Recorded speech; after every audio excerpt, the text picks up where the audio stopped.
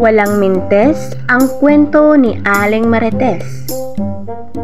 Sa isang matahimik na barangay na ang ingay lang ay tila huni ng ibon at hiyaw ng mga batang naglalaro sa kalsada.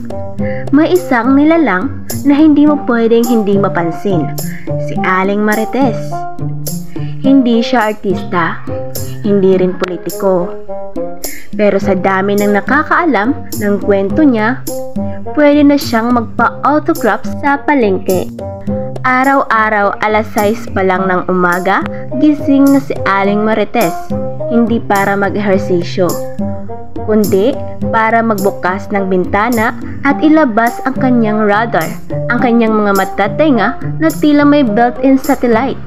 Uy, si Mang Tonyo, dumaan kanina, hindi kasama ang misis. Ha? Halaka!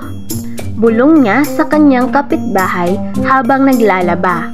Kilala si Aling Marites, hindi lang sa pagiging updated, kundi sa pagiging una-unang makakaalam ng kahit anong chika.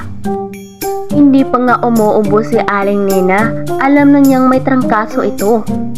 Wala pang 5 segundo matapos mag-away ang magjowang sina Alex at Shane, may play-by-play update na siya sa group chat ng barangay. May araw pa nga na napatrending sa Facebook ang mismong quote niya.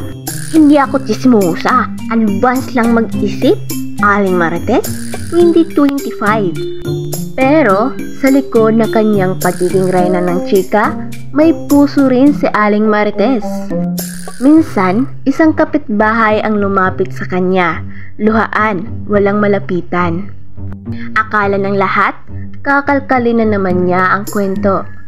Pero hindi, niyakap niya ito at sinabing, "Anak, minsan yung kwento hindi kailangan ikalat. Minsan, kailangan lang ng taong makikinig." Doon napagtanto ng buong barangay na si Aling Marites ay hindi lang chismosa. Isa rin siyang tagapagpadala ng malasakit, ng koneksyon at minsan ng pag-asa. Ngayon, kapag may nangyaring bago, isang pangalan pa rin ang bukang bibig ng lahat. Teka, itanong natin kay Aling Marites. Moral ng kwento, sa mundo ng chismis, maging tulad ni Aling Marites, updated pero may puso.